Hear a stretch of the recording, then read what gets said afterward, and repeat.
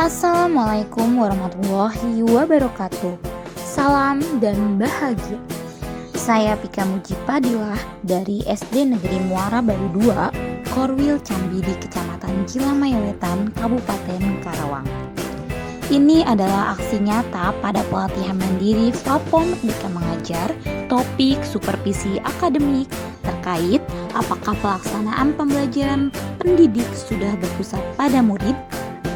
Apa itu supervisi akademik? Upaya kepala satuan pendidikan untuk memastikan pembelajaran yang dilakukan oleh guru berpengaruh terhadap hasil pembelajaran peserta didik. Supervisi akademik ini sangat perlu dilakukan oleh kepala satuan pendidikan karena dapat membantu untuk mengefektivitaskan pembelajaran yang dilakukan oleh guru. Diharapkan dengan adanya supervisi akademik ini, proses dan kualitas pembelajaran dapat meningkat. Mengapa perlu melakukan supervisi akademik? Yang pertama, penumbuhan motivasi pendidik. Yang kedua, pengawasan kualitas pembelajaran. Terdapat 3 prinsip dalam menjalankan supervisi akademik. Yang pertama, objektif. Harus sesuai dengan pengamatan dan yang terjadi ketika pelaksanaan di lapangan. Yang kedua, komprehensif.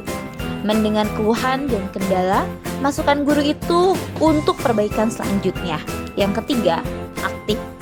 Bersifat dua arah antara supervisor dan guru yang menyampaikan permasalahan sehingga menemukan solusi. Tujuan melakukan supervisi akademik. Supervisor dalam memastikan pertama, pelaksananya pembelajaran yang berpusat pada murid. Yang kedua, tercapainya tujuan pembelajaran. Dan yang ketiga, adanya pemetaan potensi dan kebutuhan pendidik untuk meningkatkan kualitas pembelajaran. Tahapan dalam supervisi akademik, yang pertama adalah tahap persiapan, yang kedua adalah tahap pelaksanaan, dan yang ketiga adalah tahap tindak lanjut. Pada tahap persiapan, yang pertama adalah menjadwalkan supervisi akademik, yang kedua adalah menyediakan instrumen supervisi akademik. Pada tahap pelaksanaan, ada beberapa hal yang perlu diperhatikan. Yang pertama, memeriksa perencanaan pembelajaran. Yang kedua, mengobservasi kegiatan pembelajaran. Ini adalah poin pentingnya. Dan yang ketiga adalah memberikan umpan balik, feedback terkait rencana dan praktik pembelajaran yang telah dilakukan oleh guru. Pada tahap tindak lanjut, ada beberapa hal yang perlu diperhatikan. Yang pertama, mengumpulkan dan mengolah data hasil pemeriksaan perencanaan pembelajaran dan observasi pembelajaran. Yang kedua, berdiskusi mengenai kebutuhan guru dalam pengembangan diri dan peningkatan kualitas pembelajaran. Yang ketiga, menentukan kegiatan pendampingan sesuai sumber daya yang dimiliki.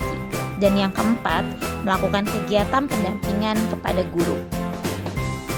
Kesimpulan yang didapatkan selama pelaksanaan supervisi akademik, kegiatan pembelajaran yang dilakukan sudah berpusat pada murid, di mana guru telah merancang pembelajaran sesuai kebutuhan belajar murid, memilih model dan strategi pembelajaran yang tepat, menggunakan media pembelajaran sesuai kebutuhan, sehingga tercipta pembelajaran yang menyenangkan dan membuat murid menjadi aktif. Proses pembelajaran ini juga sesuai kebutuhan belajar murid. Ini adalah dokumentasi kegiatan pada tahap persiapan supervisi akademik. Dokumentasi kegiatan pada tahap pelaksanaan supervisi akademik di kelas.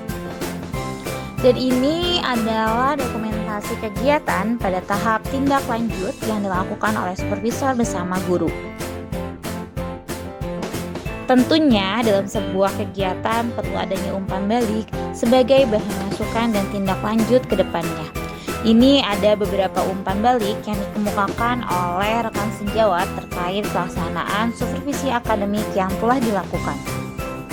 Demikianlah aksi nyata yang telah saya lakukan pada pelatihan mandiri Platform Merdeka Mengajar, topik supervisi akademik terkait apakah pelaksanaan pembelajaran pendidik sudah berpusat pada murid. Semoga bermanfaat untuk kita semua. Wassalamualaikum warahmatullahi wabarakatuh. Salam dan bahagia.